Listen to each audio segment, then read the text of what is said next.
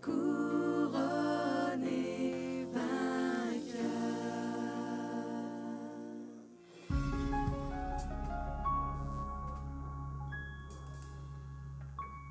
Alors, bon matin tout le monde! Je vous invite à prendre place, je vous invite à vous asseoir. Hey, ce matin, on a-tu vécu quelque chose de bon cette semaine? Y a-t-il quelqu'un qui peut me dire qu'est-ce qu'on a vécu cette semaine de différent qui a fait du bien? Des congés forcés. Le mot que je cherchais, c'est le mot chaleur. Le soleil, ça fait du bien, pour moi en tout cas, puis pour ma femme, juste le fait d'être au chaud, d'avoir le gros soleil qui plombe dans la vitrine, on était bien. Ça a fait du bien. Puis ça allait dans une réflexion que je lisais, puis une petite prédication que j'entendais, que quand on est proche de Jésus, on a vraiment cette chaleur-là. On a cette proximité qui fait du bien. Fait que ça, c'était le fun, puis on l'a un peu vécu à petite échelle cette semaine. Fait que ce matin, on va louer, on va adorer, on va prier, puis on va entendre aussi un message. Mais surtout, on va commencer en se levant. Puis on va tous chanter tout le monde ensemble, dans mon âme, un beau soleil brille.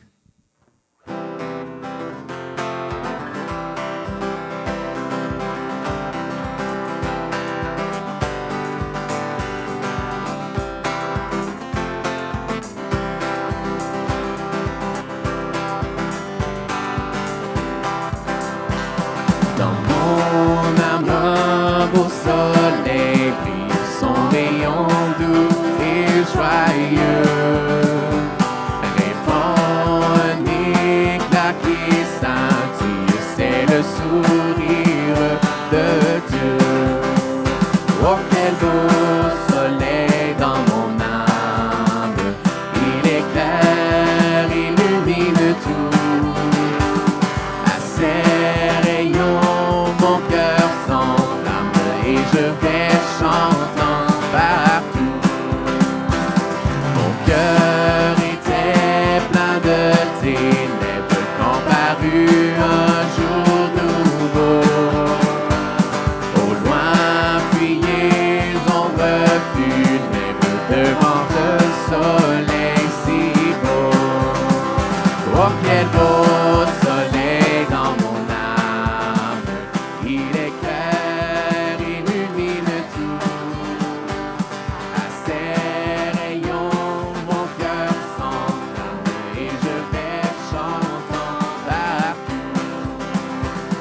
Nuages pleins de Dieu, et mange goûter à Dieu. Voici resplendir sur ma route le soleil dans un ciel bleu. Oh, quel beau soleil dans mon âme, il éclaire, illumine tout. À ses rayons, mon cœur s'enflamme et je vais chantant partout. Mon cœur éclate en louange, pour toi le soleil allume. Je serai parmi les phalanges qui loueront Dieu jour et nuit. Chantez fort! Oh, quel beau soleil dans mon âme, il éclaire, illumine tout. À ses rayons, mon cœur s'enflamme et je vais chantant partout. Amen. Continuons.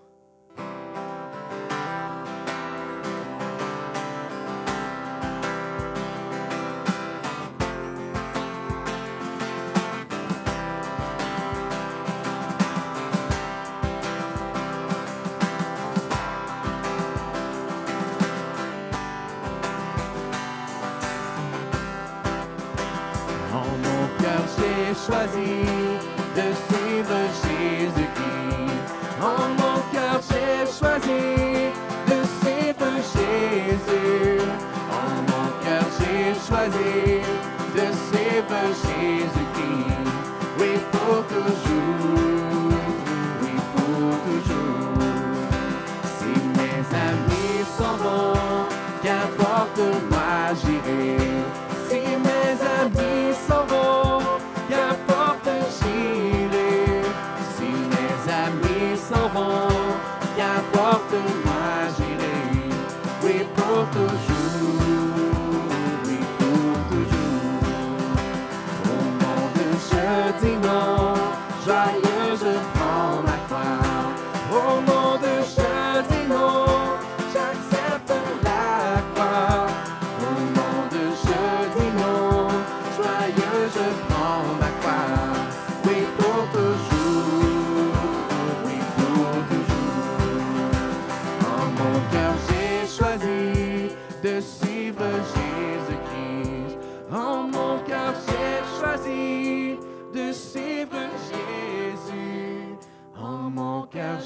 choisi de suivre Jésus-Christ. Oui, pour toujours. Oui, pour toujours.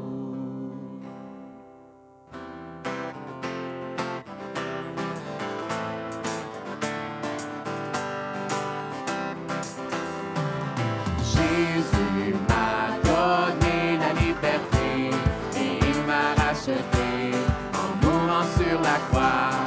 Jésus m'a donné la liberté, gloire à Dieu. C'est pourquoi je veux chanter, c'est pourquoi je veux chanter. Mes péchés sont pardonnés, ma vie a changé. C'est pourquoi je veux chanter. Jésus prit mon péché car il m'aime. Je compris alors son amour. Je reçus mon sauveur en moi-même. Et je fus délivré dès ce jour. Chante gloire, chante gloire, chante à la gloire du roi des rois. Chante gloire, chante à Jésus notre roi. Il est le roi des rois, le Seigneur des seigneurs. Son nom est Jésus, Jésus, Jésus, Jésus. Oh, il est le roi. Encore. Jésus prit mon péché car il m'aime. Je compris alors son amour. Je reçus mon sauveur en moi-même. Et je fus délivré dès ce jour. Chante gloire, chante à la gloire du roi des rois. Chante gloire, chante à Jésus notre roi. Il est le roi des rois, le Seigneur des seigneurs. Son nom est Jésus, Jésus, Jésus, Jésus. Oh,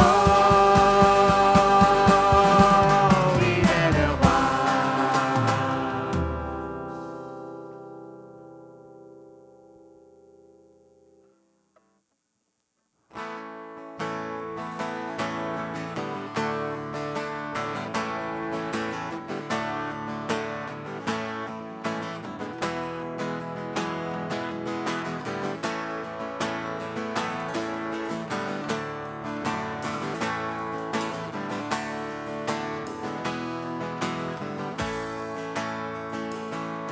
Que ma foi soit fondée sur ta puissance, ô Dieu.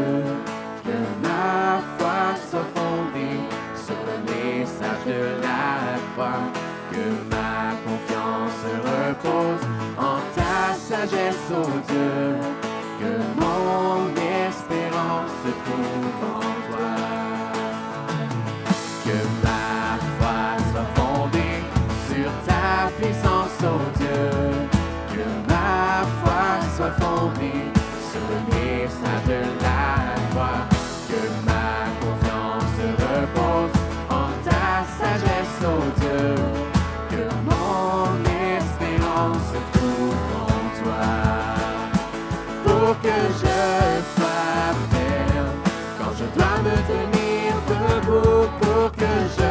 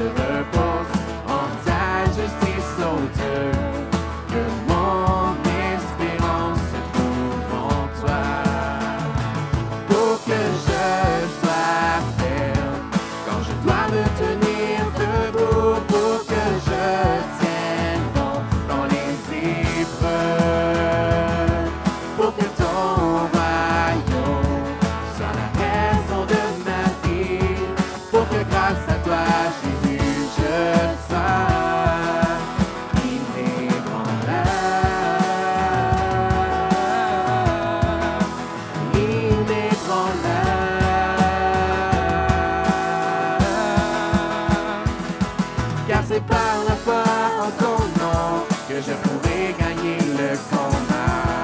Que par ta grâce je puisse résister au mal.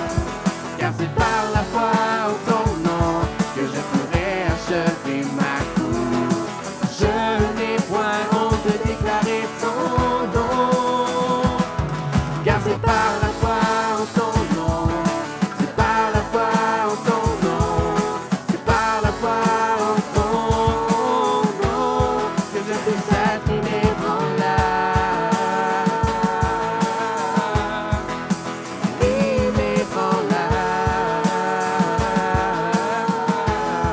Que ma foi soit inébranlable.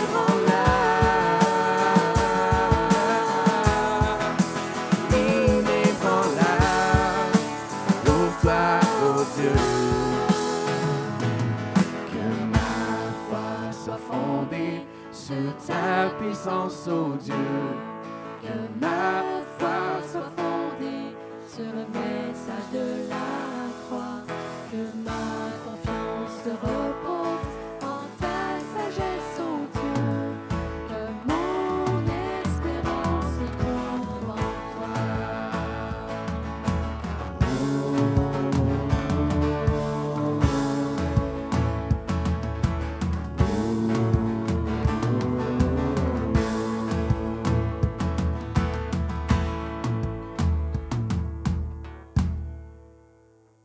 À ce moment-ci, j'inviterai les enfants qui veulent aller chanter avec Mme Joanne. Allez en arrière, Mme Joanne, descendez en bas. Elle va vous accompagner. Pour les prochaines minutes, je vais rendre quelques personnes inconfortables, je le sais. Mais par contre, il y a un frère qui m'a dit dernièrement,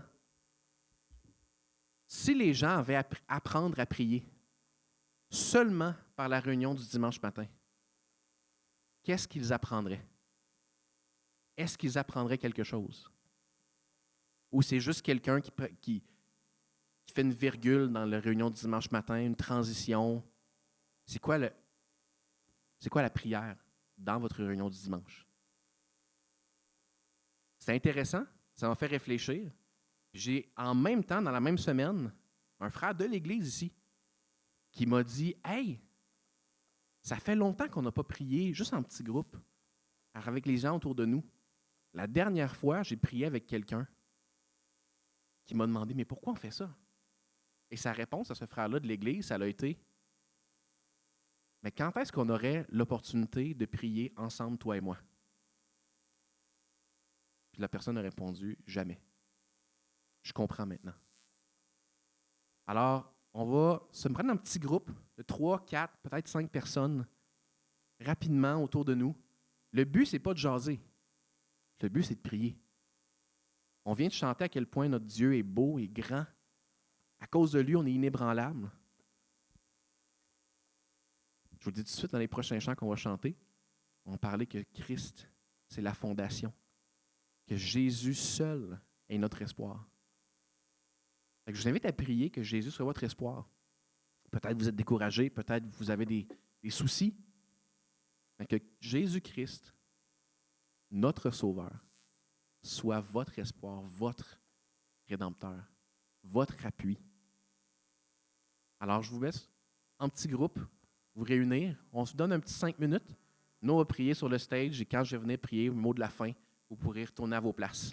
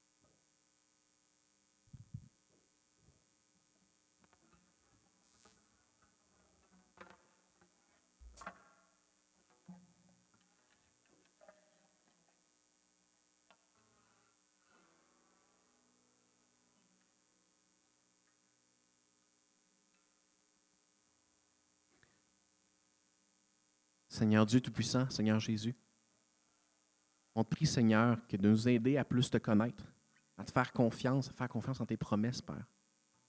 Merci pour ce petit temps qu'on a pu passer ce matin à connecter avec nos frères et sœurs, à pouvoir prier, à pouvoir te prier avec les gens autour de nous. Seigneur, aide-nous à fonder nos raisonnements, nos vies, non sur des pensées humaines, mais Seigneur, sur ta parole qui nous enseigne comment vivre, comment penser.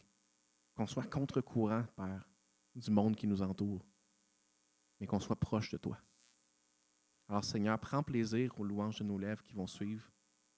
Prends plaisir, Seigneur, à l'enseignement qui va nous être prêché tantôt. Et prends plaisir, Seigneur, aux enseignements qui vont être dits en bas aux enfants aussi. Seigneur, on t'aime. On te prie d'être avec nous encore ce matin. On sait que tu es avec nous ce matin parce que ta parole nous le dit. Et on t'en fait Jésus, on te prie. Amen.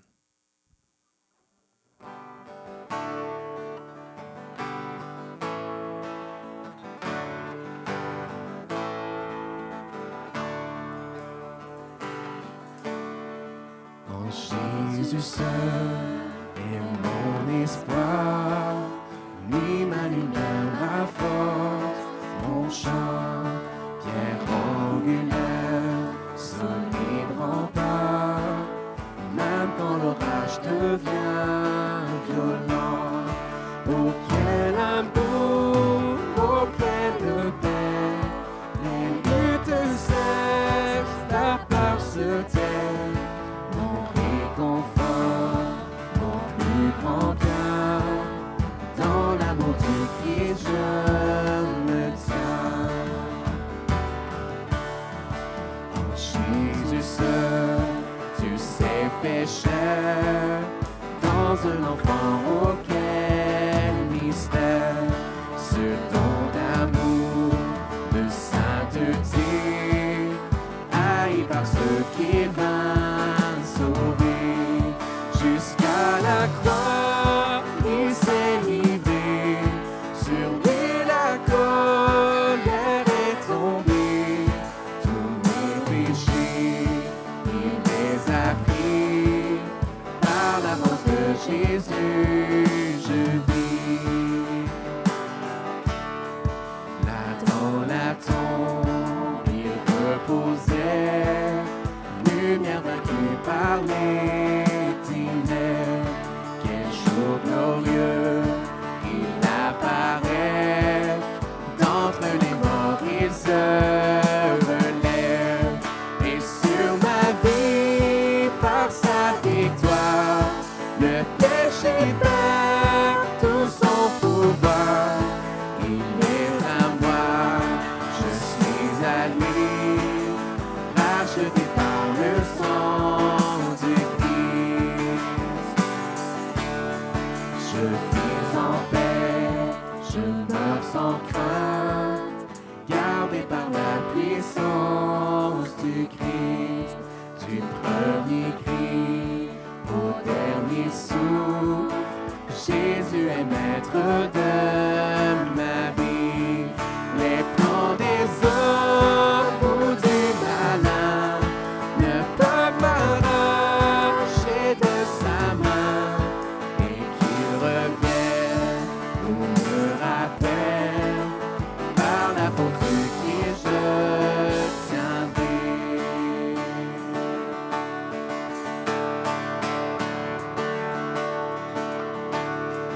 Christ est ma seule fondation, le rocher de ma vie, quand tout autour de moi est détruit. En lui est mon appui, car j'ai mis ma foi en Jésus. Il ne m'abandonne pas, sa parole est solide et sûre. Il ne me laissera jamais.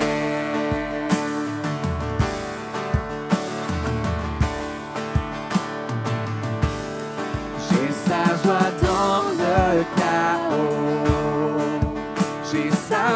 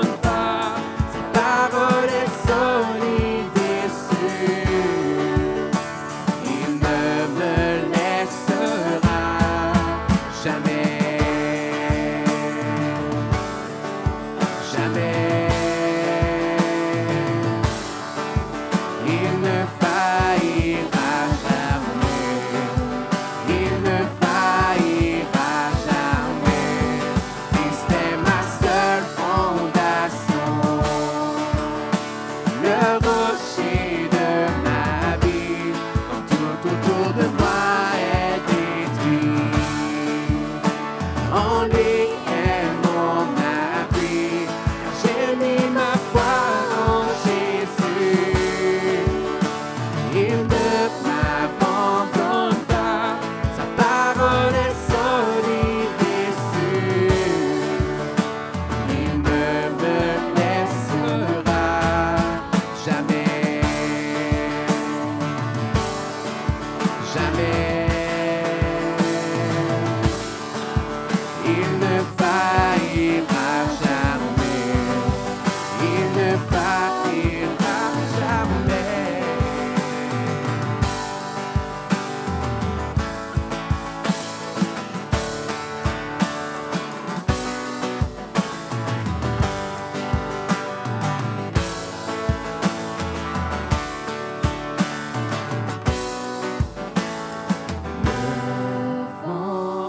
La pluie déferle sur ma vie, mais j'ai bâti ma maison sur Jésus-Christ. Devant la pluie déferle sur ma vie, mais j'ai bâti maison sur Jésus-Christ. Encore. Devant la pluie déferle sur ma vie, mais j'ai bâti ma maison sur Jésus-Christ. Je ne tremblerai pas, je suis fondé sur toi. Je ne tremblerai pas, j'ai bâti ma vie sur toi. Christ est ma seule fondation, le rocher de ma vie, quand tout autour de moi est détruit. En lui est mon abri, car j'ai mis ma foi en Jésus. Il ne m'abandonne pas, sa parole est solide et sûre. Il ne me laissera jamais, jamais. Chantez-le si vous le croyez. Il ne faillira jamais, il ne faillira jamais, jamais, jamais. Il ne faillira jamais, il ne faillira jamais.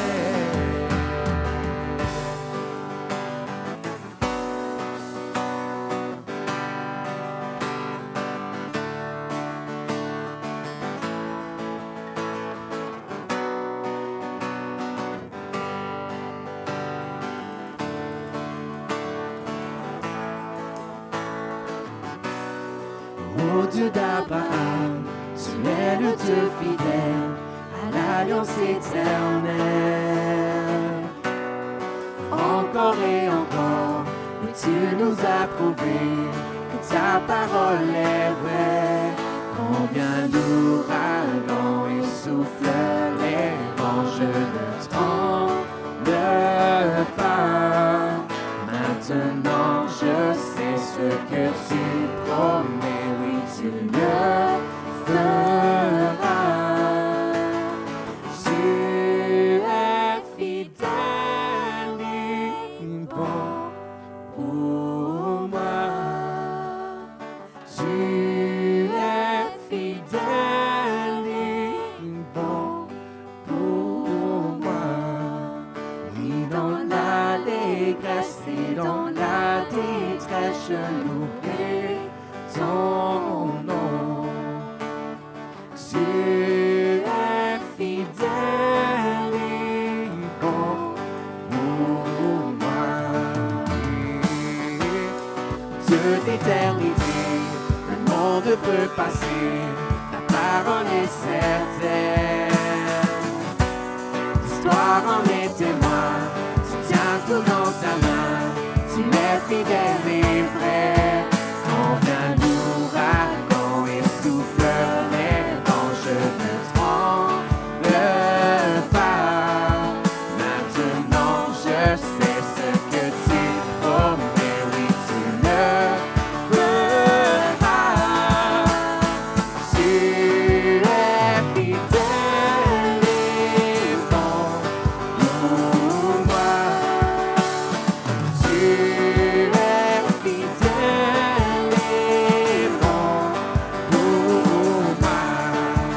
Et dans l'allégresse et dans la détresse, je louerai ton nom.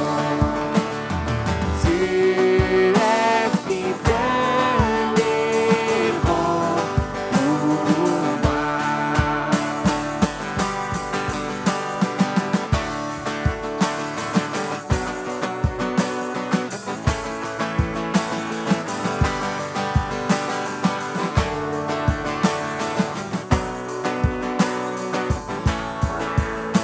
Ma foi est en toi, Jésus, mon ancre et mon rocher.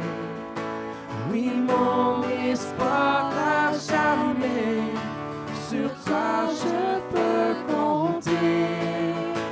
Ma foi est en toi, Jésus, mon ancre et mon rocher.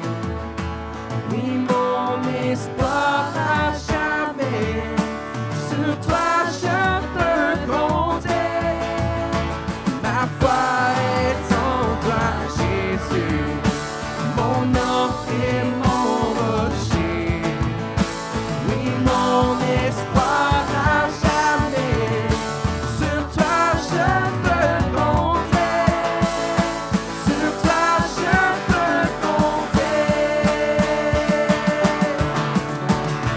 Tu es fidèle et bon pour moi.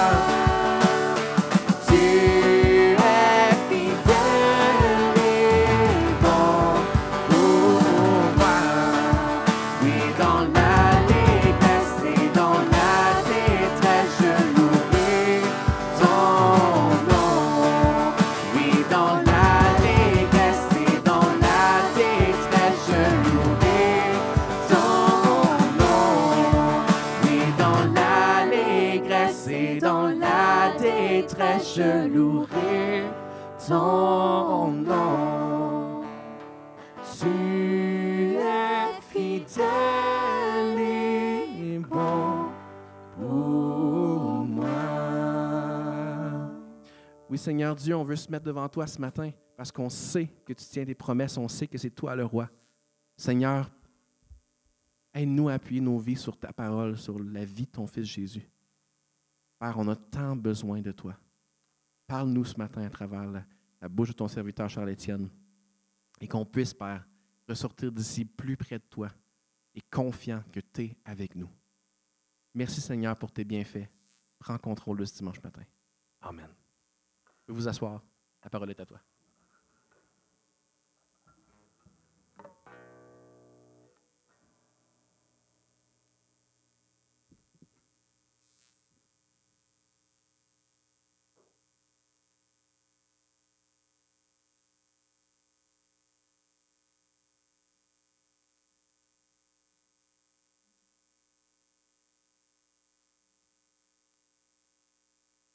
Salut!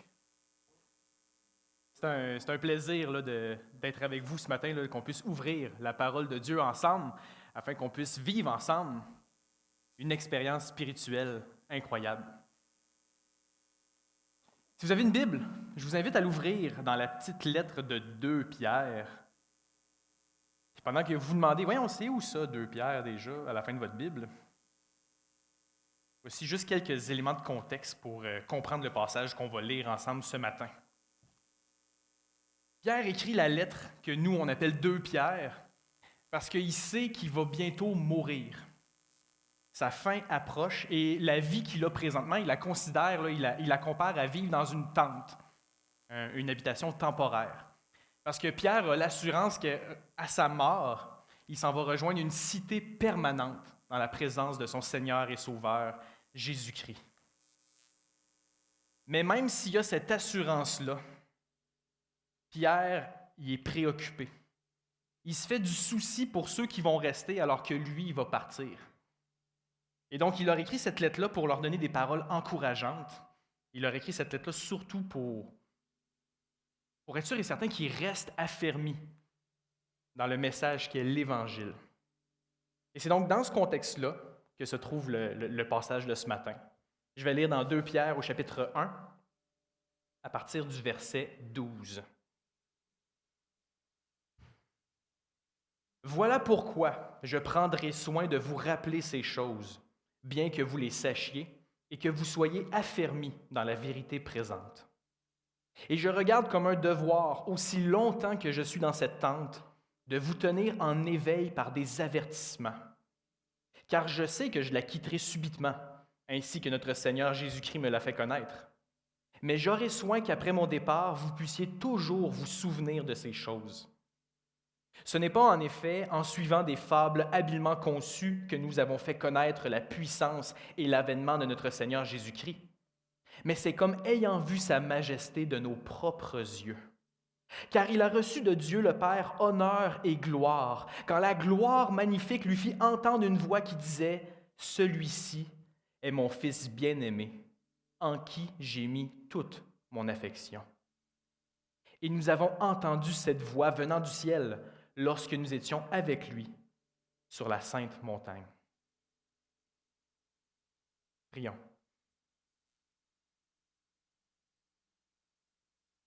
Père éternel, que ton esprit nous montre la certitude du message qu'il nous donne de ta part et que ton esprit nous dévoile Jésus-Christ comme étant entièrement digne de notre confiance.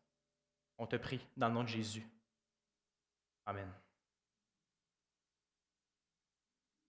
Pierre écrit ces mots-là à des personnes qui sont habituées d'entendre la parole de Dieu. Et donc, c'est pour ça qu'il commence au verset 12 en disant « Voilà pourquoi je prendrai soin de vous rappeler ces choses. » Quand même spécial, parce que Pierre il est sur le bord de mourir, il sait très bien, puis il pourrait comme leur faire « OK, avant de partir, je vais vous donner comme les derniers enseignements que je ne vous ai pas encore donnés, mais non. » Pierre, alors qu'il est sur le point de quitter ce monde-ci pour aller rejoindre son Seigneur et Sauveur, il se dit que la chose la plus importante qu'il doit faire, c'est rappeler les choses que ces gens-là savent déjà. Puis il continue le verset 12 en disant « Bien que vous les sachiez et que vous soyez affermis dans la vérité présente. » Vous les connaissez, ces informations-là. Vous avez cette connaissance-là. Mais, même si ces lecteurs avaient la connaissance, il y avait un danger qui les guettait. C'est pour ça qu'au verset 13, Pierre rajoute « Et je regarde comme un devoir, aussi longtemps que je suis dans cette tente, de vous tenir en éveil par des avertissements. » Pour Pierre, c'était ultra important qu'il vienne avertir ses lecteurs. Mais les avertir de quoi? Oui, Pierre a écrit cette lettre-là alors qu'il était sur le bord de mourir.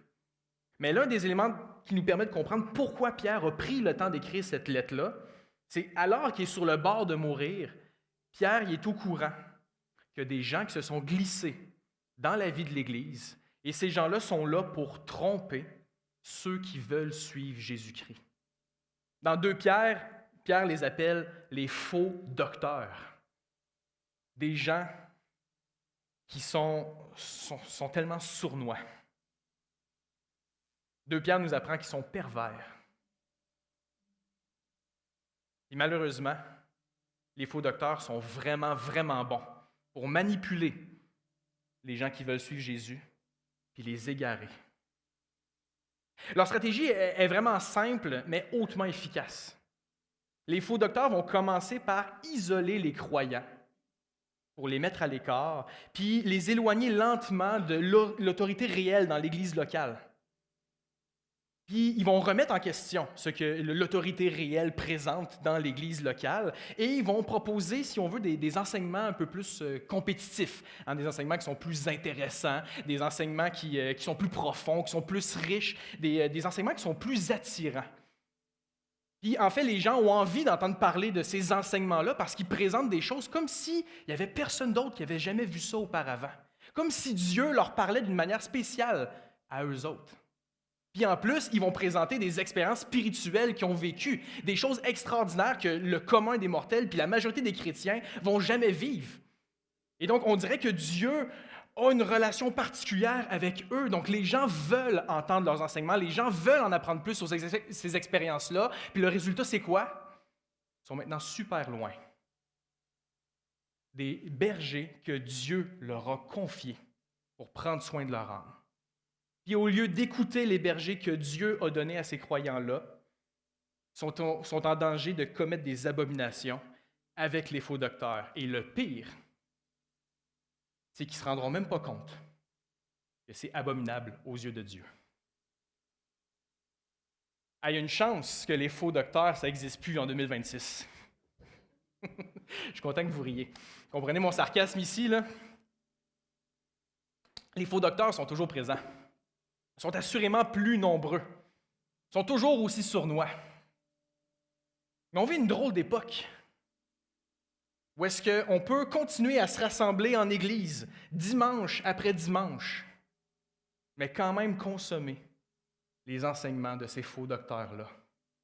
Parce qu'on peut retourner chez nous, dans le confort de notre foyer, ouvrir notre ordinateur, ouvrir notre téléphone et aller consommer leurs enseignements. Sans qu'on s'en rende compte, même si on se présente en Église dimanche après dimanche, ces faux docteurs-là nous isolent. À cause de leurs enseignements, on va remettre en question les bergers que Dieu nous a confiés. Comme si leurs enseignements n'étaient pas aussi crédibles qu'eux autres, parce qu'eux autres, ils ont des enseignements qui sont plus intéressants, qui sont plus attirants. Et souvent, les faux docteurs vont partager à qui veut l'entendre leurs expériences spirituelles extraordinaires. Puis on a envie d'en connaître plus sur ces expériences-là qui leur permettent à eux autres de mieux comprendre ce que la parole de Dieu enseigne. Puis on a envie de les apprendre. Puis en plus, ils veulent nous présenter comment nous, on peut vivre cette expérience-là avec un tutoriel YouTube de seulement 4 minutes. Le résultat, c'est quoi? On se rassemble en église dimanche après dimanche à entendre les gens que Dieu nous a confiés pour prendre soin de notre âme.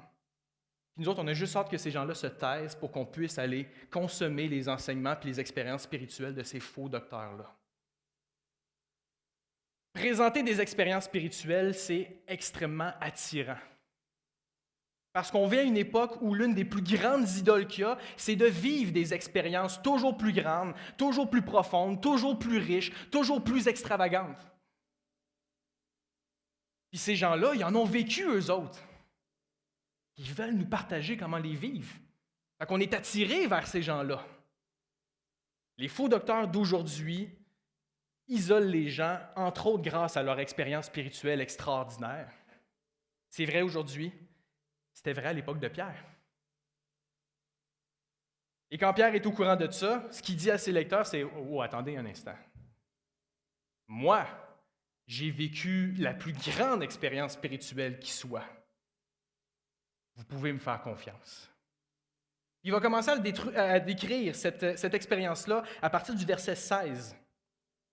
Il commence en disant « Ce n'est pas en effet en suivant des fables habilement conçues que nous avons fait connaître la puissance et l'avènement de notre Seigneur Jésus-Christ. » En d'autres mots, il est en train de dire l'histoire de Jésus là, que je vous ai présentée, que je vous enseigne encore et encore, c'est pas une histoire inventée. Là. C'est drôle qu'ils prennent le temps de préciser ça à ces lecteurs qui sont déjà affermis dans la vérité présente. C'est comme s'il y avait des gens qui remettaient en question ce que Pierre enseignait à ces lecteurs-là. Il prend le temps de dire « Non, j'ai pas inventé tout ça, là. On n'a pas inventé tout ça. » Il continue le verset 16 en disant « Mais c'est comme ayant vu sa majesté de nos propres yeux. » Hey, on ne fait pas juste vous présenter des idées intéressantes. On est des témoins oculaires de la gloire de Jésus. Ça, c'est pas peu dire, là. Et Pierre, il va continuer à ne pas peu dire autre chose, là. Il continue à décrire plus en profondeur cette expérience-là au verset 17, où est-ce qu'il va dire « Car Jésus a reçu de Dieu le Père honneur et gloire, quand la gloire magnifique lui fit entendre une voix qui disait « Celui-ci est mon Fils bien-aimé, en qui j'ai mis toute mon affection. » Et nous avons entendu cette voix venant du ciel lorsque nous étions avec Jésus sur la sainte montagne. Pierre a vu la gloire de Jésus et a entendu la voix de Dieu. Quelle expérience spirituelle extraordinaire! Pierre, ici, est en train de décrire un épisode bien connu dans les évangiles. Je suis sûr que vous savez c'est quoi l'épisode. La transfiguration. Qui a dit transfiguration? 3 points. Tiens, voici 3 points pour toi. La transfiguration. J'aimerais ça qu'on puisse aller voir en détail là, cette histoire de la transfiguration. Je vous invite dans Matthieu au chapitre 17. On aurait pu aller dans d'autres évangiles, mais ce matin, on va se contenter de Matthieu au chapitre 17, qui décrit avec assez de détails là, qu'est-ce qui s'est passé sur cette sainte montagne-là, comme dit Pierre. La transfiguration, c'est un épisode ultra important dans le ministère terrestre là, de Jésus. Puis en fait, selon 2 Pierre, on réalise que la transfiguration, c'est un moment ultra important pour Pierre lui-même. Et donc, je vais lire dans Matthieu au chapitre 17, à partir du verset 1. C'est écrit. 6 jours après, Jésus prit avec lui Pierre, Jacques et Jean, son frère, et les conduisit à l'écart sur une haute montagne. Jésus fut transfiguré devant eux. Qu'est-ce que ça veut dire, ça? Continue le verset pour savoir. Son visage resplendit comme le soleil et ses vêtements devinrent blancs comme la lumière. Wow. Pierre, oui, fait partie des 12 disciples. Ces gars-là qui ont suivi Jésus pendant son 3 ans de ministère sur terre. Mais on voit ici que Pierre fait partie d'un cercle un peu plus intime. Il fait partie de la gang de Pierre, Jean-Jacques. Pas Pierre, Jean-Jacques dans le sens de n'importe qui, là. C'est vraiment littéralement juste Pierre, Jean et Jacques qui étaient là sur la haute montagne. De voir Jésus resplendir d'une lumière qu'aucun autre être humain n'avait vue de leur vivant pendant que Jésus était sur la terre. Lui, il était là. Ces 3-là ont vécu une expérience extraordinaire. Je dis ces 3-là, en réalité, je devrais dire ces 5-là ont vécu quelque chose d'extraordinaire avec Jésus. Parce que selon le verset 3, qui était là sur la montagne? Moïse et Élie étaient là, eux autres aussi. Ça, c'était une question facile, je ne donnerai pas de point pour ça. Voici une question un peu plus difficile. Pourquoi Moïse et Élie sont invités à ce moment-là sur la montagne?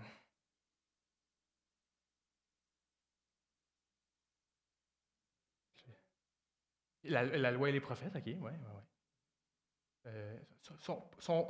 Sont-ils morts, sont pas morts? Ouais, OK.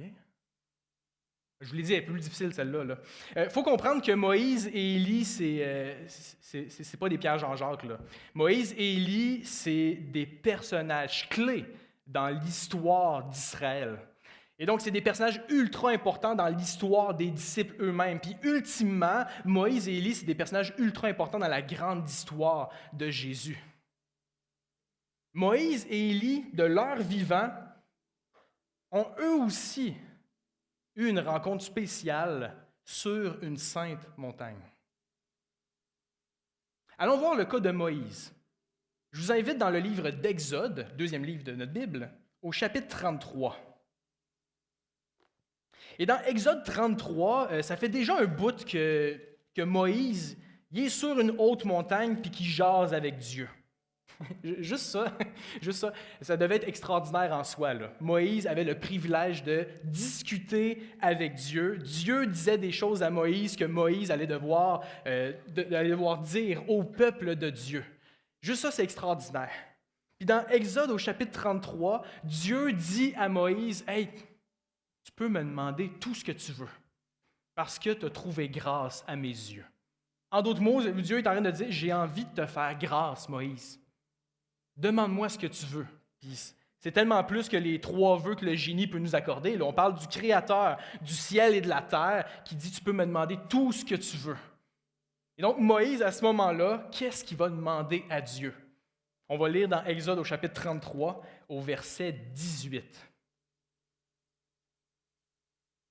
Moïse dit, « Fais-moi voir ta gloire. » Quelle demande extraordinaire. Je veux dire, Moïse, il avait déjà le privilège de discuter avec Dieu comme nous, on jase entre nous autres. Ça a l'air qu'il en voulait plus de Dieu encore. Il dit, « Je peux te demander n'importe quoi, fais-moi voir à quel point tu es glorieux. » Selon les versets suivants, je pense que Moïse ne comprenait pas toutes les implications de ce qu'il demandait à ce moment-là. Parce que Dieu répond au verset 19 en disant, c'est écrit là, « L'Éternel répondit, « Je ferai passer devant toi toute ma bonté, et je proclamerai devant toi le nom de l'Éternel. Je fais grâce à qui je fais grâce, et miséricorde à qui je fais miséricorde. » L'Éternel dit, « Tu ne pourras pas voir ma face, car l'homme ne peut me voir et vivre. » Oui, j'ai envie de te faire grâce, Moïse, mais je ne veux pas que tu meures. Toute ma gloire, c'est vraiment trop pour toi. Donc là, Dieu va faire un deal avec Moïse, parce qu'il veut y faire grâce. Il va expliquer justement cette entente-là à partir du verset 21. L'Éternel dit, « Voici un lieu près de moi, tu te tiendras sur le rocher. Quand ma gloire passera, je te mettrai dans un creux du rocher et je te couvrirai de ma main jusqu'à ce que j'aie passé. Et lorsque je retournerai ma main, tu me verras par derrière, mais ma face ne pourra pas être vue. » Deal? On arrive dans Exode au chapitre 34, où est-ce que Dieu demande à Moïse de se préparer pour ce moment-là. Et là, l'Éternel va passer devant Moïse. Et voici comment est décrit le moment, dans Exode 34, à partir du verset 5. « L'Éternel descendit dans une nuée, se tint là auprès de lui et proclama le nom de l'Éternel.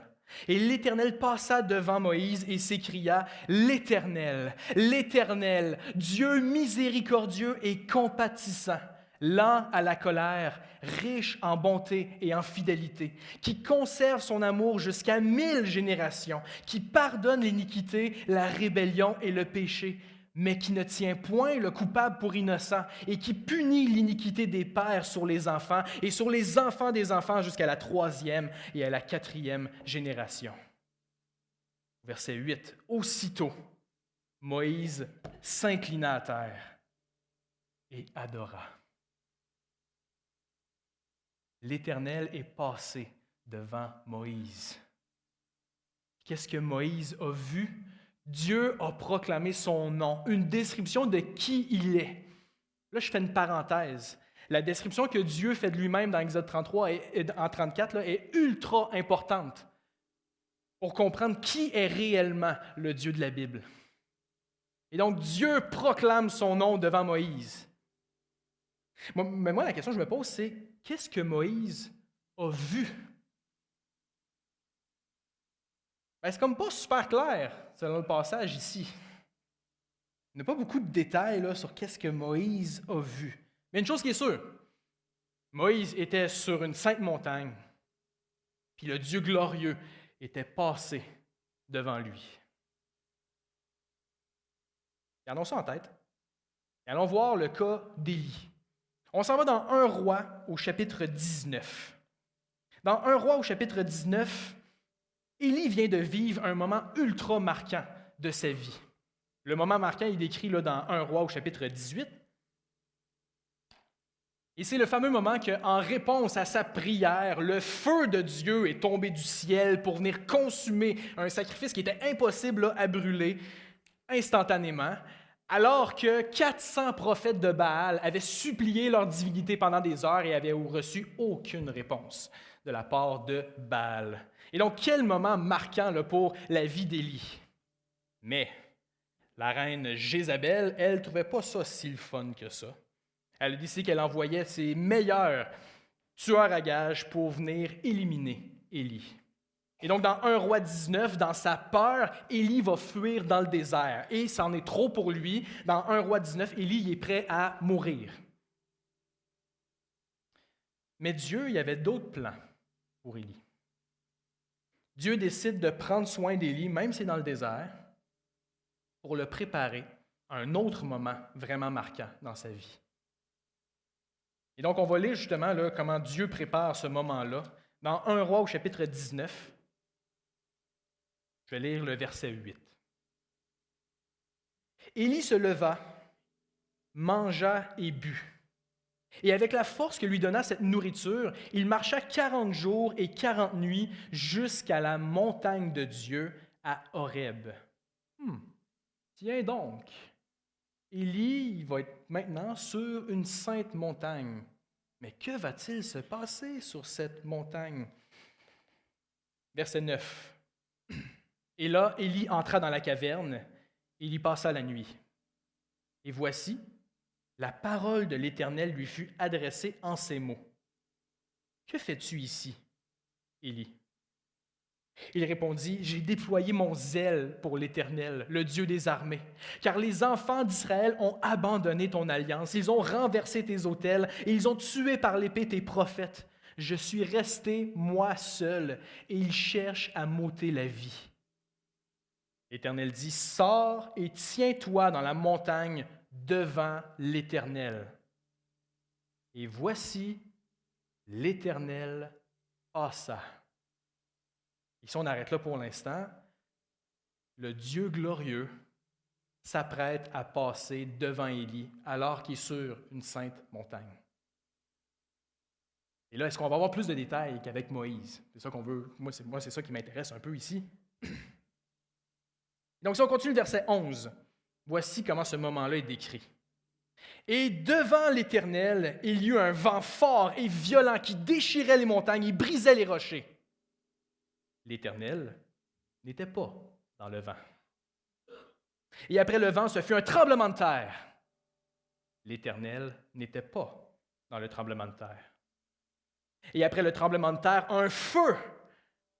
L'Éternel n'était pas dans le feu.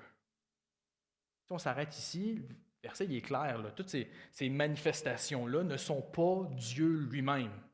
Ce qu'on a, c'est la création qui se déchaîne parce que son Créateur s'apprête à passer devant Élie sur la sainte montagne.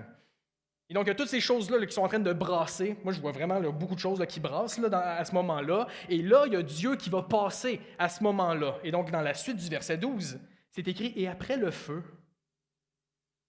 un murmure doux et léger. » Quand Élie l'entendit, il s'enveloppa le visage de son manteau. Il sortit et se tint à l'entrée de la caverne. Et voici une voix lui fit entendre ces paroles. « Que fais-tu ici, Élie? » L'Éternel vient de passer devant Élie. Qu'est-ce que Élie a vu? Dieu a parlé à Élie, puis il parle directement à son cœur. On n'aura pas le temps de vous lire la suite, mais Dieu est là pour prendre soin d'Élie dans un moment où est-ce que Élie est en profonde détresse. Mais moi, la question, c'est qu'est-ce que Élie a vu? Ben, c'est comme pas super clair dans ce passage-là. Qu'est-ce que Élie a vu à ce moment-là? Mais une chose qui est sûre, il était sur une sainte montagne et le Dieu glorieux était passé devant lui. Et donc, retournons dans Matthieu au chapitre 17. Où est-ce qu'il y a l'apôtre Pierre qui est là sur une sainte montagne. Puis là, il réalise que Moïse et Élie qui eux autres, eux-mêmes, dans leur propre vivant, ont rencontré la gloire de Dieu sur une sainte montagne. Puis là, ils réalisent qu'il y a Jésus, mais il y a aussi Moïse, puis il y a aussi Élie. Puis là, Pierre, quand il réalise qu'est-ce qui se passe, il va réagir. Ça, c'est tellement Pierre, là. Et donc, dans Matthieu, au chapitre 17, au verset 4, c'est écrit, « Pierre, prenant la parole, dit à Jésus, « Seigneur, il est bon que nous soyons ici. Si tu le veux, je dresserai ici 3 tentes, une pour toi, une pour Moïse et une pour Élie. » En d'autres mots, Pierre réalise là que c'est un moment vraiment important. On a devant nous les 3 plus grands du peuple de Dieu. Jésus fait partie de la gang de Moïse et d'Élie. Il faut fixer ce moment-là. Il faut célébrer ce qu'on est en train de vivre sur la Sainte Montagne.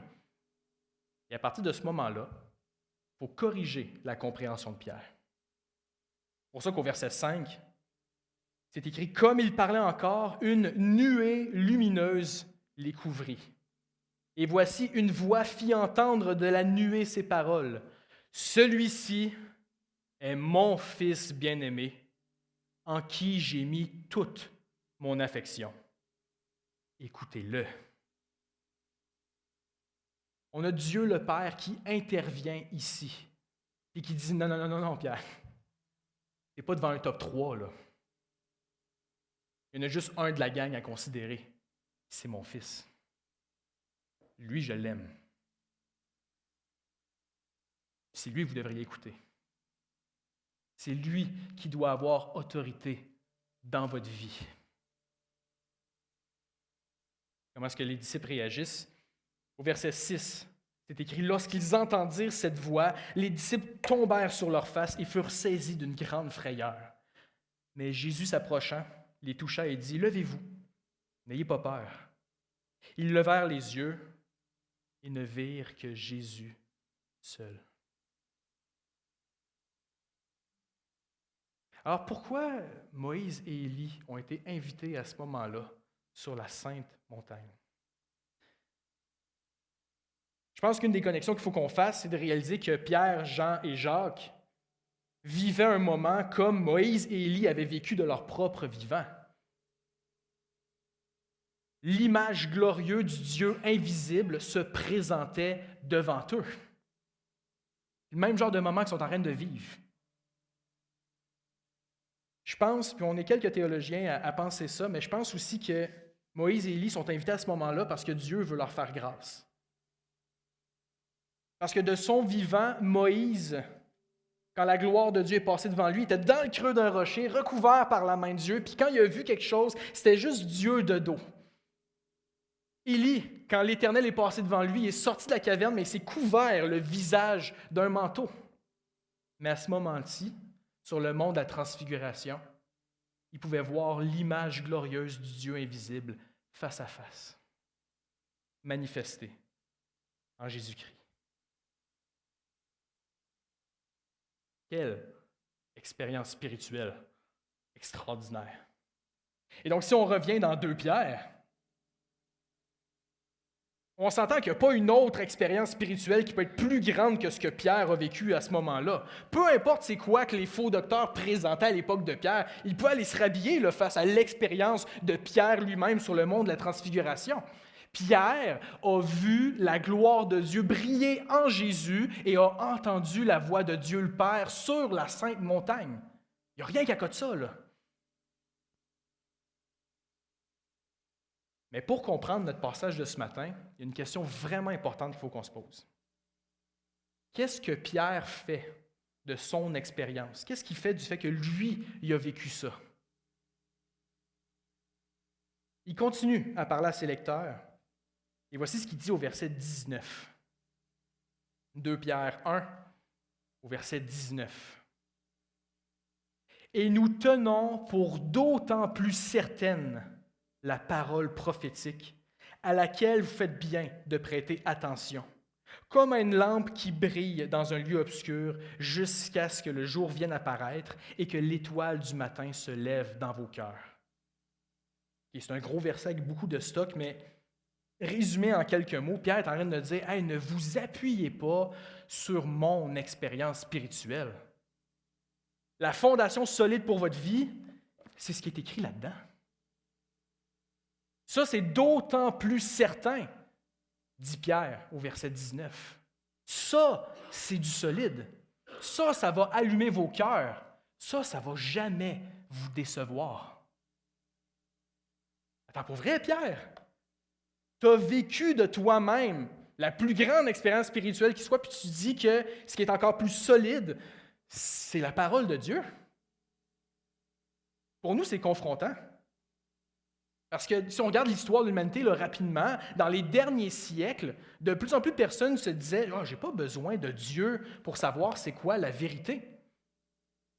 Et donc, on vient à une époque où il y a beaucoup de personnes qui vont arriver à la conclusion que la vérité est relative.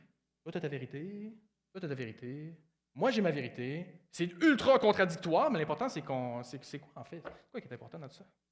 Si tout le monde peut avoir sa vérité, il y a de plus en plus de personnes qui vont dire « OK, je ne peux pas vraiment faire confiance à mon raisonnement pour arriver à ma vérité. Je ne peux pas non plus faire confiance aux autres. La seule chose qui est sûre et certaine, c'est l'expérience que je vis. » Ça, c'est du solide. Puis la logique est simple. Il n'y a personne qui peut remettre en question mon expérience. C'est moi qui l'ai vécu. Fait que ça, c'est du solide. Puis là, en passant, je ne suis pas en train de dire ça pour critiquer ceux qui sont au dehors, là. Je dis ça pour avertir ceux qui sont ici, puis qui ont des oreilles pour entendre. Parce que de plus en plus de personnes dans le milieu chrétien qui, parce qu'on peut consommer qui on veut, comme on veut, quand on veut, vont réaliser que, voyons, il y a plusieurs personnes qui vont dire « Voici ce que la Bible veut réellement dire. » Fait que là, je ne peux pas vraiment faire confiance les discours des autres. Donc, la seule chose que je peux faire confiance, c'est mon expérience spirituelle. Ma vie chrétienne, elle est sûre et certaine à cause de ce que j'ai vécu. Je sais que je suis sauvé parce que j'ai vécu quelque chose comme ça. Quand Dieu a répondu à ma prière en 92, lorsque j'ai jeûné puis que j'ai vécu telle chose, j'ai entendu tel chant, j'étais dans tel lieu puis j'ai vécu, de plus en plus de chrétiens, ils vont croire que ces expériences-là, c'est du solide. Alors, qu'est-ce que Pierre a à nous dire? Vous voulez vivre des expériences spirituelles? Moi, j'ai vécu la plus grande, puis je vous garantis qu'il n'y a rien de plus certain que ce qui est écrit là-dedans. Comment est-ce que Pierre peut être aussi sûr de ça? À cause de ce qu'il dit dans les versets qui suivent.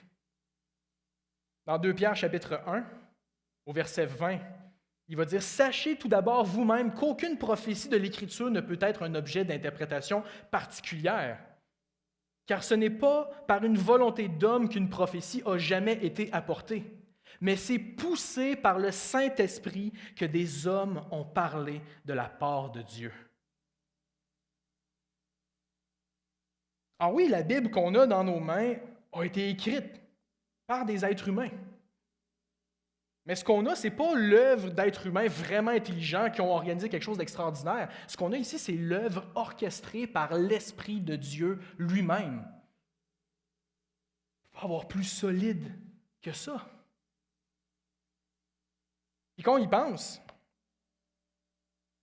oui, les Écritures sont réellement solides pour notre vie, comme fondation de notre vie. Les Écritures portent un regard honnête sur notre nature. Peu importe les expériences qu'on vit, les Écritures viennent faire le diagnostic de ce qui se passe réellement dans notre cœur. C'est dans les Écritures qu'on voit que depuis le début de l'histoire de l'humanité, les êtres humains sont tentés de créer leur propre expérience au lieu de faire confiance à la voix de Dieu. Puis la Bible est assez honnête pour dire que plus souvent qu'autrement, ce qu'on fait, c'est qu'on succombe à la tentation. Au lieu d'écouter la voix de Dieu, on va se dire « je vais créer mon expérience ».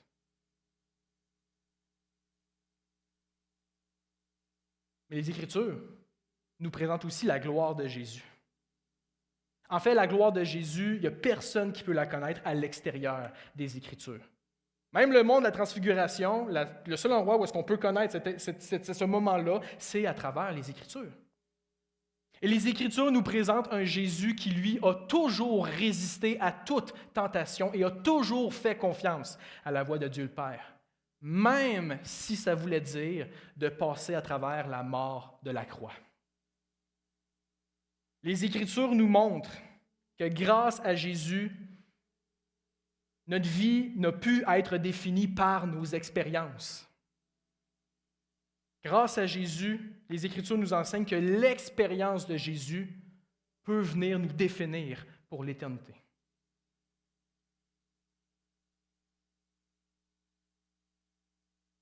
Dieu, dans sa bonté, nous donne les Écritures. Et si on vit des expériences spirituelles extraordinaires, tant mieux, c'est une grâce, c'est un bonus. Mais il ne faut pas que ces expériences-là deviennent la fondation de notre vie chrétienne. Parce qu'à un moment donné, nos expériences vont nous décevoir. Mais les Écritures nous présentent un Jésus qui était le même hier, qui est le même aujourd'hui, et qui va rester le même éternellement. En fait, le verset 21 de notre passage nous dit que les Écritures sont poussées par le Saint-Esprit, par l'Esprit de Dieu lui-même. Et donc, si les Écritures, c'est l'œuvre du Saint-Esprit, ça veut dire que l'une des plus grandes expériences spirituelles qu'on peut réellement vivre, c'est de comprendre ce qui est écrit dans les Écritures. Parce que ça vient de l'Esprit de Dieu lui-même. Tu n'es pas plus spirituel que ça. Mais là, s'il vous plaît, prenez pas ma parole pour du cash. Allez vérifier si ce que je dis se trouve vraiment dans les Écritures. Prions.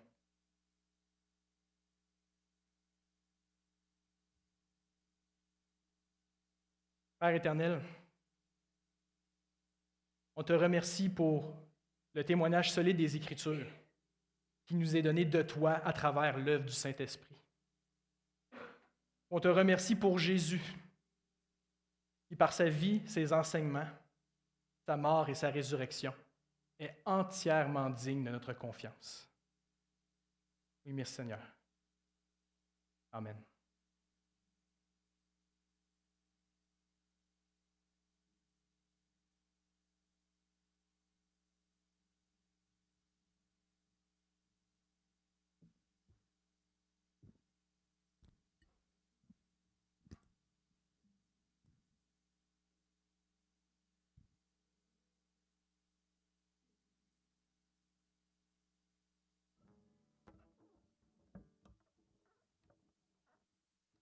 Alors, je vous invite à vous lever pour un dernier chant avant les annonces, avant qu'on se quitte pour la journée.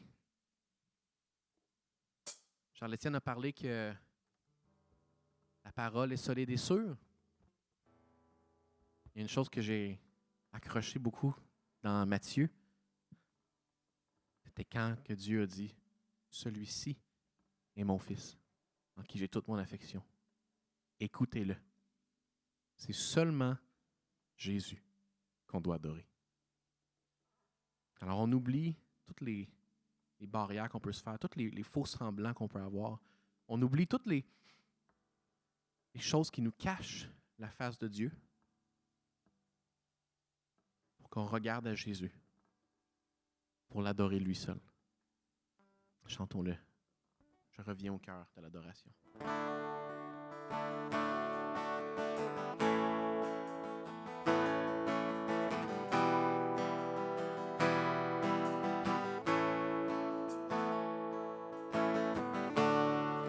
Le chant terminé, le rideau retombe, je vais simplement apporter mon offrande, car j'ai le désir de réjouir ton cœur.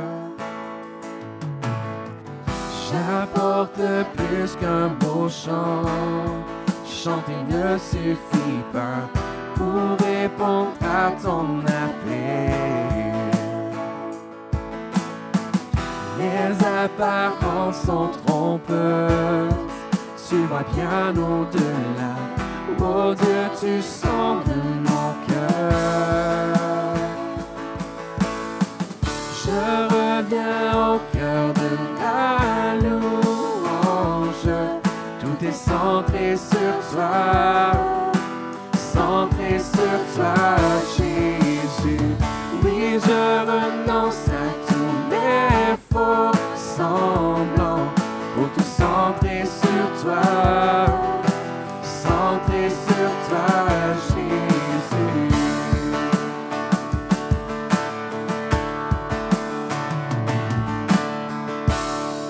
Roi d'éternité, qui peut exprimer ce dont tu es dit? Bien que faible et pauvre, je te donne tout, prends toute ma vie. J'apporte plus qu'un beau chant, chant qui ne suffit pas pour répondre à ton appel.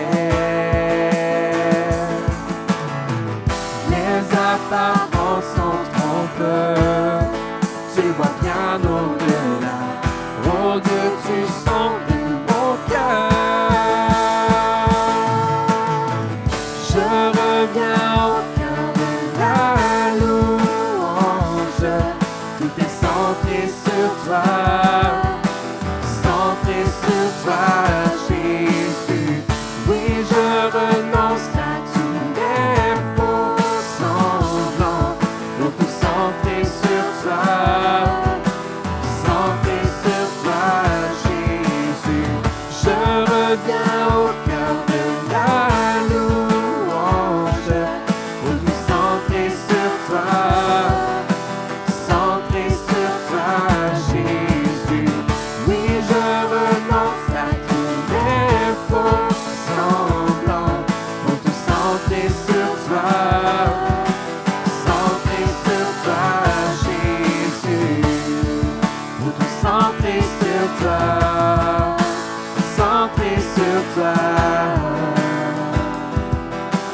centré sur toi, Jésus. Pour tout centrer sur toi, centré sur toi, centré sur toi, Jésus. Amen. Vous pouvez vous asseoir. Les annonces rénales.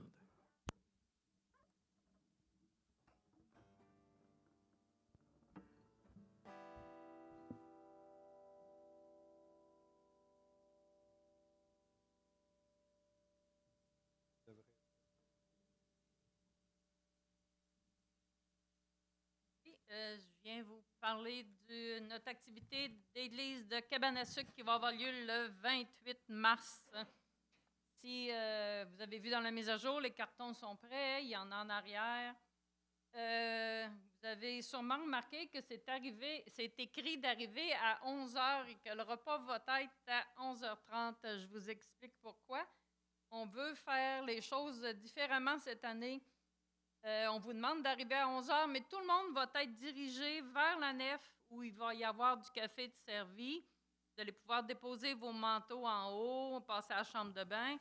Et vers 11h30, on va vous demander de descendre en bas, mais vous ne serez pas servi tout de suite. On va vous demander d'aller aux tables et de prendre place aux tables. Et là, il va y avoir quelqu'un qui va vous parler. Richard. On veut que, vu que notre activité est sur Facebook et puis les gens de l'extérieur peuvent venir, on veut présenter qui nous sommes en tant qu'Église, qu'est-ce qu'on fait. On ne veut pas juste qu'ils viennent manger puis qu'ils repartent après. Ah oui, on a bien mangé, c'était bon. Non, on veut expliquer qui nous sommes. On a demandé à Richard de faire ça. Et aussi, pour expliquer qui nous sommes, tous les postes où est-ce que vous allez, la nourriture est servie, ce ne sera pas les cuisinières qui vont le faire cette année. Ça va être chaque représentante de ministère qu'on a déjà ciblé et ça va être expliqué qu'est-ce que ces ministères-là font à notre Église. Les tables aussi vont être numérotées et ça va être table par table, comme on fait au déjeuner de l'espoir, telle table. Et les tables qu'il va y avoir des invités, ben oui, ils vont passer en premier. Si vous arrivez dépasser 11h30 et que le dirigeant a commencé à parler, vous allez devoir rester debout près de la pouponnière pour ne pas déranger, pour pas que ça voyage. Par les années passées, on demandait le silence pour rendre grâce, puis ça ne se faisait pas vraiment. On rendait grâce, le monde parlait, il voyageait. Là, vous allez devoir attendre et vous allez être servis les derniers.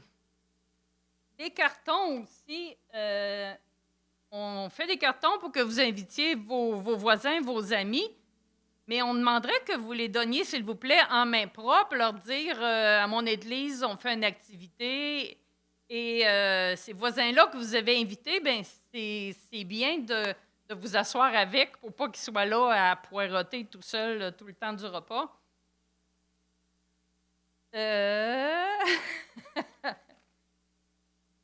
Qu'est-ce que j'oublie? C'est écrit sur le carton. Attends un peu. Là, c'est écrit que le repas est servi à 11h30, mais à 11h30, vous allez être invité en bas. Richard va avoir le temps de présenter qui qu'on est. Le repas va être servi après. Alors, on vous demande, s'il vous plaît, quand on va vous demander de descendre, bien, plus que vous allez prendre de temps pour descendre, bien, plus que ça va prendre de temps avant qu'on commence à manger. Et puis, ça va retarder tout le monde. C'est écrit aussi que la tire était 1h30. Bien, tout va dépendre de comment ça va se dérouler rondement. Et que la vente de produits était 14 heures. Ça, c'est important parce que dans le passé, souvent, les gens, il y en a qui arrivaient et disaient, bien, moi, je n'en mange pas de tire, je peux-tu acheter tout de suite? Puis là, bien, on disait oui. Ce qui faisait que les cuisinières n'avaient jamais le temps de manger. On finissait de servir, on commençait à emballer les choses pour vendre et on se retrouvait à dîner à 4 heures quand tout était fini. Fait que cette année, on veut vraiment que les cuisinières aient un temps aussi pour manger, se reposer.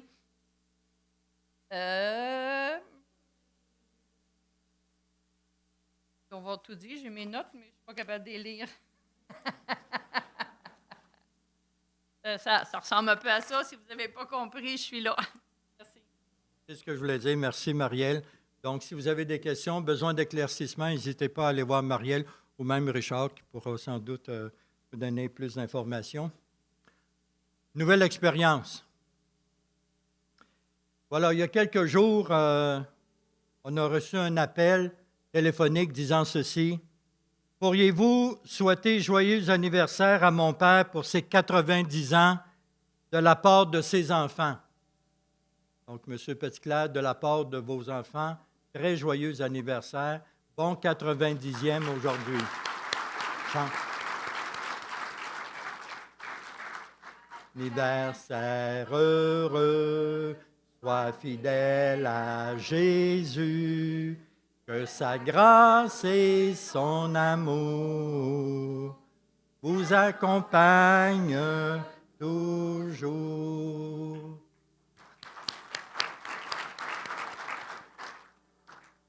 La bascule, c'est après la célébration.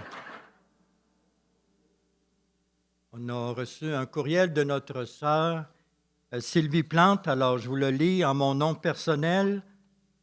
Au nom de ma mère, de mes frères et sœurs, nous désirons remercier tous les participants à l'occasion des funérailles de notre père.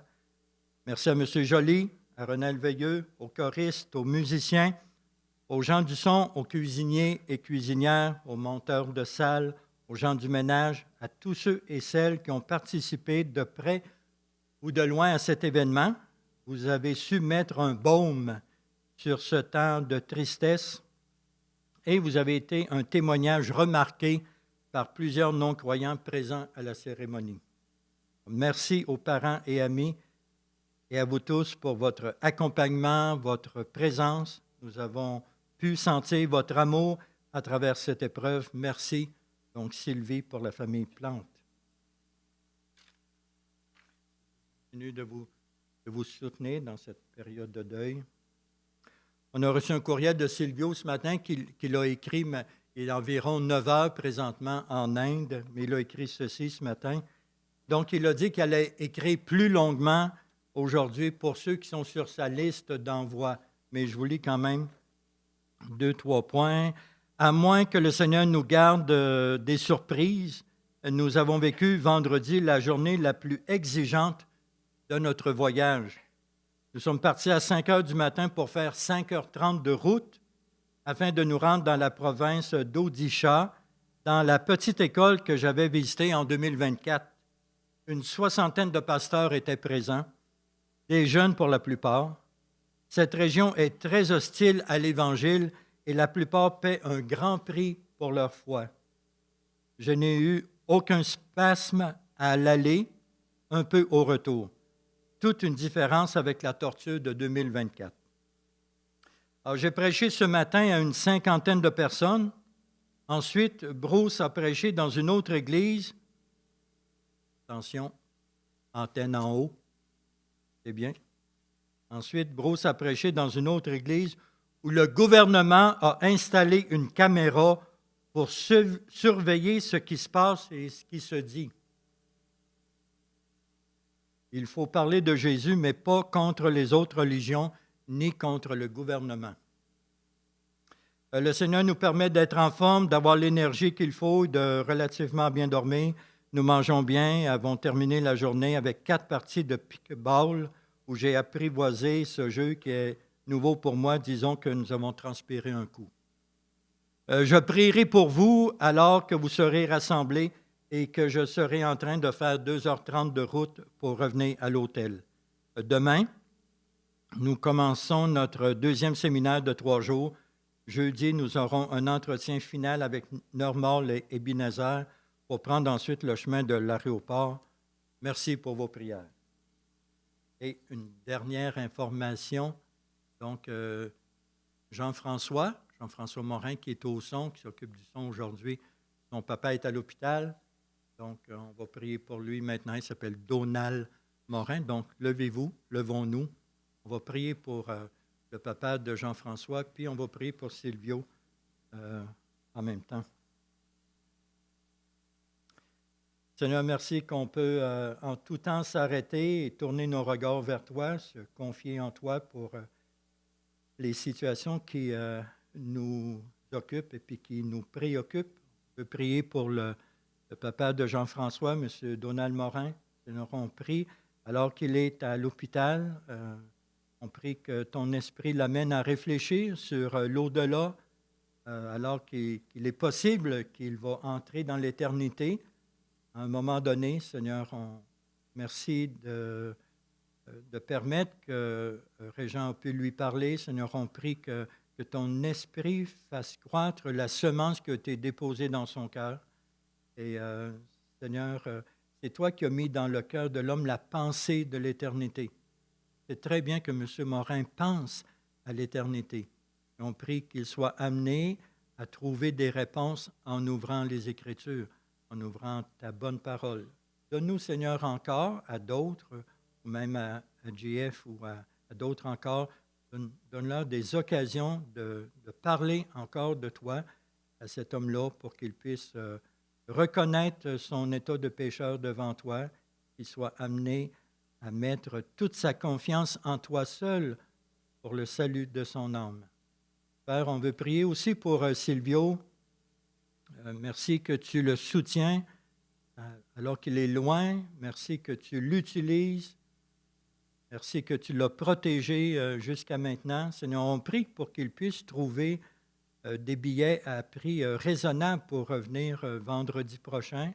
On te demande de l'utiliser encore d'une façon puissante pour encourager, édifier ton peuple, tes serviteurs là-bas. On te demande de renouveler ses forces, de lui donner des forces nouvelles. Et puis, Seigneur, on prie pour que tu lui donnes beaucoup de joie alors qu'il est en train de te servir dans ce pays-là. Et on veut te demander toutes ces grâces, toutes ces requêtes au nom du Seigneur Jésus-Christ. Amen. Bon dimanche.